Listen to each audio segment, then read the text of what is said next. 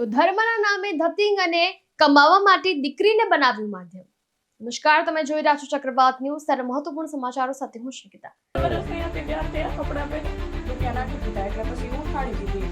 તો ભણવું હતું ને? હા, મારે ભણવું। 11,000 કોઈકને વાળંદનું કીધું હોય કે આ કે તો એના 11,000 21,000 એ પણ આંખમાંથી લોહી કાઢી નાખ્યા હતા। શેના માટે? બસ મેં આ કપડાં કાઢી નાખ્યા ને એટલે।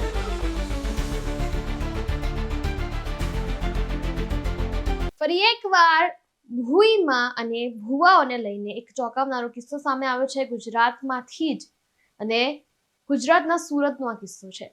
જી હા, કે જ્યાં આગળ મોગલ માતાના ભૂઈમાના નામે લોકો સાથે ધર્મનું નામ લઈને છેતરપિંડી આચરવામાં આવતી હતી। એટલા બધા પૈસા પડાવવામાં આવતા હતા અને અવારનવાર વિજ્ઞાન જાથા આવા લોકોનું જે ધંધો છે એ ઉઘાડો પાડતો હોય છે, ખુલ્લો પાડે છે, પણ હજુ લોકો સુધરવાનું નામ નથી લઈ રહ્યા। ત્યારે વેલંજા પાસે રહેતા બરવાડિયા પરિવારની આ ઘટના છે કે આ પરિવારે પોતાની દીકરીને 3 વર્ષની ઉંમરથી જ પરહાણે એ દીકરીને ભણવું હતું, પરંતુ આ લોકોએ પરહાણે એમની દીકરીને સાથે એને માતાજીનો અવતાર જાહેર કરી નાખ્યો, ફક્ત એ 3 વર્ષની હતી ત્યારથી જ, અને તેને દેવી તરીકે જાહેર કરી નાખી અને દેવી તરીકે ધૂણતા પણ શીખવ્યું। જાનુઆઈ તરીકે પ્રખ્યાત આ દીકરીને ધૂણવા અને તલવાર રાસ કરવા માટે પરહાણે મજબૂર કરતા હતા તેના પોતાના જ માતા પિતા। ત્યારે આટલું જ નહીં, આ પરિવાર જે છે તે જાનુઆઈના નામે શ્રદ્ધાળુ પાસેથી કેટલા રૂપિયા અત્યાર સુધીમાં પડાવ્યા હશે, જરીક અંદાજો તો મારો। કોઈ પણ જગ્યાએ જાય ત્યારે પધરામણી કરે તો 11,000 21,000, આ સાથે જ્યારે આખી રાત એમના કહી શકાય કે જે કાર્યક્રમો ચાલતા હોય છે તે દરમિયાન જે લોકો એમને પૈસા આપતા હોય છે એ તો અલગ। ત્યારે આ સમગ્ર મામલે જ્યારે વિજ્ઞાન જાથા અને ઉત્તરાયણ પોલીસે સંયુક્ત કાર્યવાહી કરી અને આ તમામ છેતરપિંડીનો ખુલાસો કર્યો, અને જ્યારે વિજ્ઞાન જાથા એ દીકરી પાસે જાય છે ત્યારે એ દીકરી રડતા રડતા કહે છે કે મારે ભણવું છે, હવે ધૂણવું નથી। ફક્ત 3 વર્ષની હતી અને શું ખબર હોય એ ઉંમરમાં કે આ બધું શું ચાલી રહ્યું છે। અને ત્યારે વધુ પૂછપરછ કરતા પણ જાણવા મળ્યું કે માતા પિતા દ્વારા દીકરીને ઢોર માર મારી તેની ઈજાઓ પણ પહોંચાડવામાં આવતી હતી। જ્યારે એ ના પાડતી હતી કે મારે આ વસ્તુ નથી કરવી, ત્યારે એની ઈજાઓ પહોંચાડવામાં આવતી હતી। અને જે શ્રદ્ધાળુ હતા તેમની સાથે તો રાત્રિના સમયે અમુક એવા વિકૃત હરકતોના ફોટા અને વિડીયોઝ પણ બનાવવામાં આવતા હતા। એટલે એ હદ સુધીનું એની સાથે કહી શકાય કે આ રીતનું કામ કરવામાં આવતું હતું। તેને નહોતું કરવું, પરંતુ પરાણે આ બધું કરવામાં આવતું હતું। ત્યારે દીકરી પોતાના શબ્દોમાં એ પોતે શું કહી રહી છે તેનું નિવેદન પણ સામે આવ્યું છે, તે પણ તમે સાંભળી લો।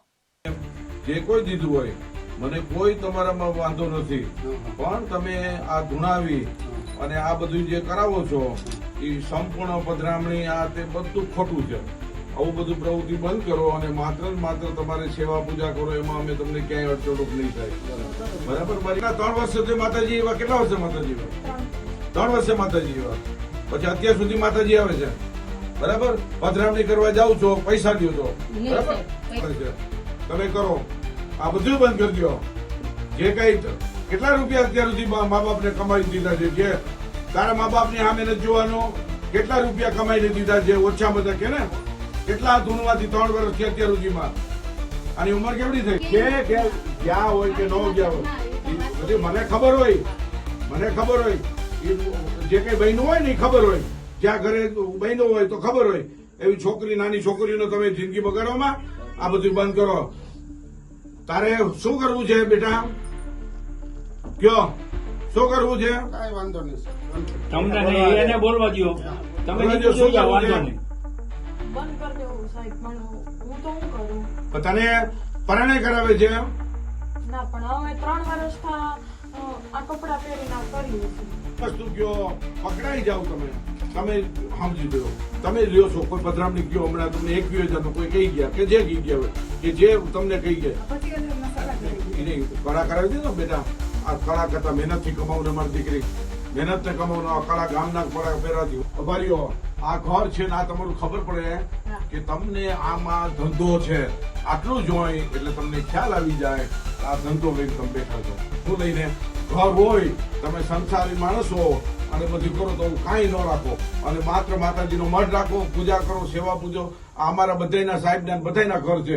અમારા ઘરમાં કેમ નથી? અમે માતાજીને માની છીએ, અમે ગરબી કરીએ છીએ, બધું કરીએ. કાં અમે કોઈ આટલી જગ્યા તમે રોકો? હું કામ કે 5-5 પીએ છો? મામાદેવ આવે હું કામ પીસ? મારતી સિગારેટ મામાદેવ આવે એમ?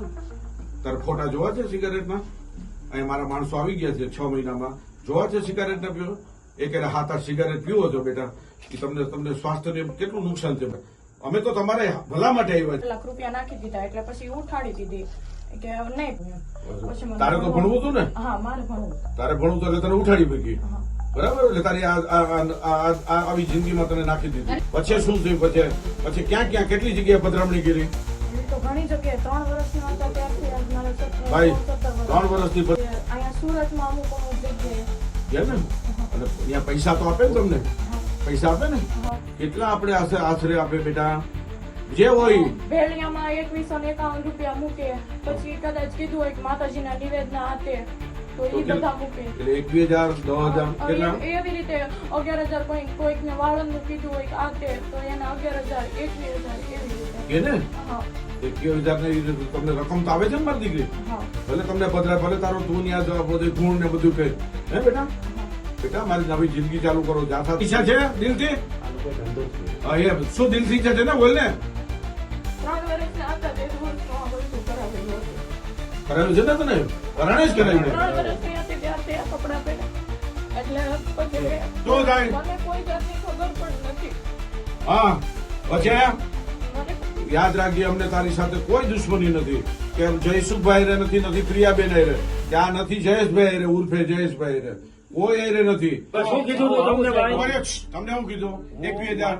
મારી વાત મારે માતાજીનો માંડવો છે હા તે મેં એને ફોન કર્યો તો મને કે 21,000 રૂપિયા થાય કે કાંઈ નહીં. મેં કીધું હું મારા હગાને પૂછી દઉં કે તો આવજે માતાજી નાળિયેર દઈ જાય કીધું.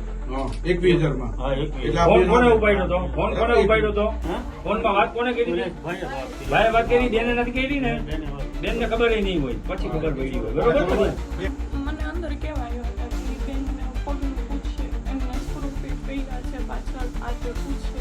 શું એના કીધું? સ્ક્રૂ મેં જે વસ્તુ કીધી ને એને રિપીટ કરી દીધી કે મારા કમરમાં સ્ક્રૂ છે ને મારા પગ દુખે છે ને. અચ્છા બેને બોલવા તો દે પછી.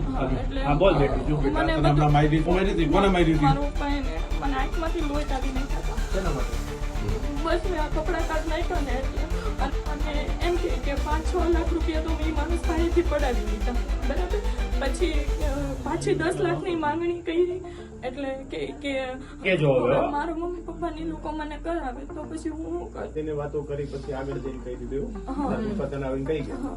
એની મમ્મી રિપીટ કરવા બોલજે એમ. એટલે હવે એને કહેવાનું આવું કે છે.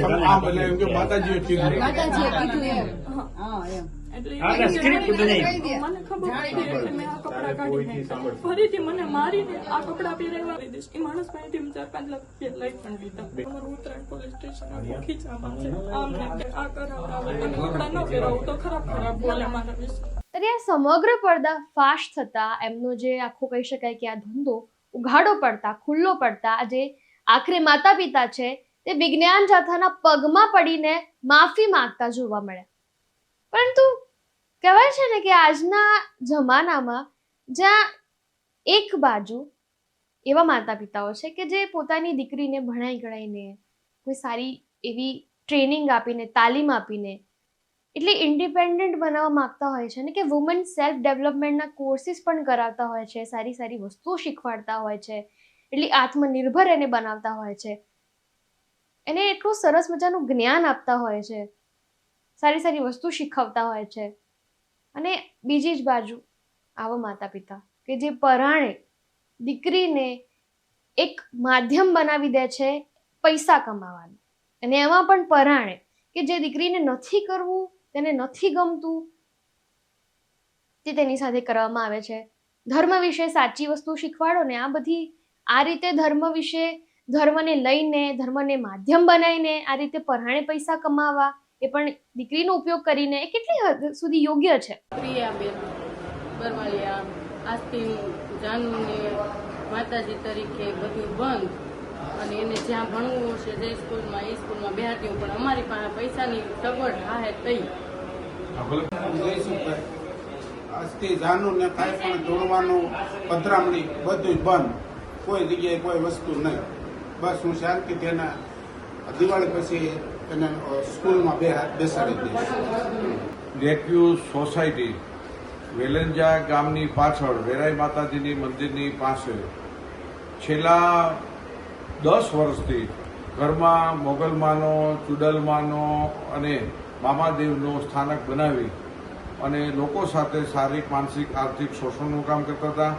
જાનુમાં, જાનુ આઈ અને ચુડલમાની જાનુનો અવતાર વગેરે નામથી પધરામણી કરી 21,000થી માંડીને 1 લાખ રૂપિયા સુધીની મા બાપ ફી વસૂલતા હતા.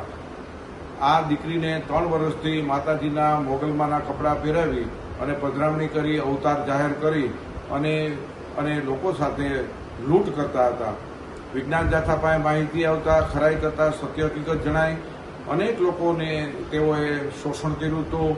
એને આ એક કાંડ બરાબર થઈ શકે છે, સમાજને દાખલારૂપ બાબત છે. જાનુમાં જાનુઆઈએ કબૂલાત આપી કે મારે આ ધૂણવાનું કામ કે મારે પધરામણીનું કામ કંઈ કશું કરવું નથી, મારે ભણવું છે. છતાં પણ મા બાપ જોહુકમીથી, જબરદસ્તીથી મારીને, મારપીટ કરીને પણ એની પાસે ધૂણવાનું કામ અને કપડાં પહેરાવી અને પધરામણી કામ કરાવતા હતા. બહુ શરમજનક કિસ્સો છે, સમાજ સમક્ષ લાલબત્તી સમાન આવ્યો છે. આ કિસ્સાની અંદર અનેક પીડિતો છે જેની સાથે બ્લેકમેલિંગ કરે છે એવા પણ અમને માહિતી મળી છે. તો આ મા બાપના જે કરતૂત છે, જયસુખભાઈ અને પ્રિયાબેન બરવાડિયા કે જેઓ અમરેલી જિલ્લાના બાબાપુર વાંકિયાના વતની છે અને પ્રિયાબેન છે તે ડમરાળા ગામ ભાવનગર જિલ્લાના વતની છે. આ બંને કારસ્તાન કરી અને લોકોને છેતરપિંડી, ધાર્મિક છેતરપિંડી કરતા હતા.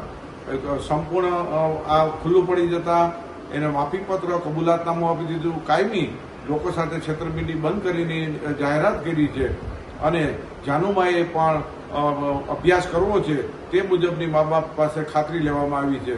અમે લોકોને અપીલ કરીએ છીએ, કોઈ પણ વ્યક્તિ જયસુખભાઈ, ઝીણાભાઈ બરવાડિયા અને પ્રિયાબેન છે ભોગ બનેલા હોય, છેતરપિંડીના ભોગ બન્યા હોય તો આગળ આવી અને સ્થાનિક પોલીસ સ્ટેશનમાં ફરિયાદ કરી શકે છે અને વિજ્ઞાન જાથાને માહિતી આપી શકે છે. આવા કિસ્સાનું પુનરાવર્તન ન થાય તે માટે જાથા કટિબદ્ધ છે. સાથે સાથે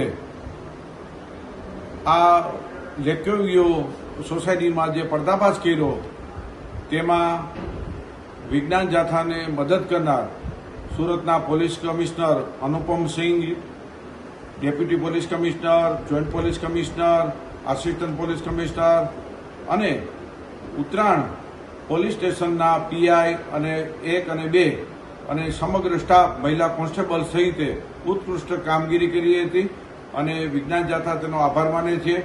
અને વિજ્ઞાન જાથાનો 1278મો પર્દાફાશ હતો. વિજ્ઞાન જાથાની ટીમે આખું લાઈવ રંગે હાથે આ દંપતીને છેતરપિંડી કરતા ખુલ્લા કર્યા છે અને ઉજાગર કર્યા છે. હવે લોકોએ સ્વયં જાગવાની અને સાવધાન રહેવાની જરૂર છે. ત્યારે હાલ તો પોલીસે આ કેસને લઈને કાર્યવાહી કાયદેસરની કરી છે, પરંતુ હજી પણ સવાલ એ જ છે અને વિચારવાળી વસ્તુ પણ એ જ છે કે આપણે ટેકનોલોજી અને સાયન્સની પાછળ એટલા ઘેલા થઈ ગયા છે, છતાંય અમુક એવી જગ્યાઓ છે, અમુક એવા વિસ્તારો છે કે જ્યાં આગળ હજુ પણ ડેવલપ નથી. લોકોની માનસિકતા હજુ પણ આ વસ્તુને લઈને એ લોકો એટલા ઘેરાયેલા છે આ વસ્તુમાં કે હજુ પણ આ બધી વસ્તુમાં વિશ્વાસ કરે છે. અને આવા લોકો કે જે આ રીતે એક ધર્મનો ધતિંગ કરતા હોય છે અને આ રીતે ધર્મના નામે લોકો સાથે છેતરપિંડી કરીને પૈસા કમાવતા હોય છે અને તેમાં વિશ્વાસ કરીને તેમને વધુ પૈસા આપે છે. ત્યારે આપણા જ હાથમાં છે કે આવા લોકોનો ધંધો બંધ કરાવો કે પછી વધુ એમનામાં પૈસા નાખવા.